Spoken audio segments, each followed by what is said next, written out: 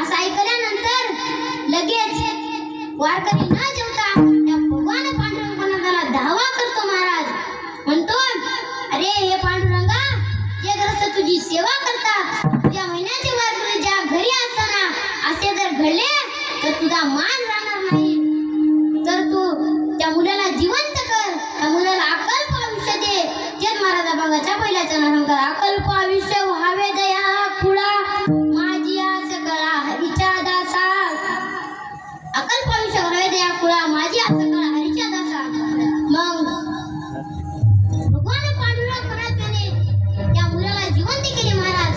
कोणाला केले महाराज? त्या मुलाला जिवंत केले महाराज. आणि जिवंत करून तेव्हा नामदेव महाराज त्या पांडुरंगाला म्हणतात, हे पांडुरंगा, आम्ही जर इथे घरी असताना असे जर घडले तर तुझा मान राहणार नाही, तू असे करू नको.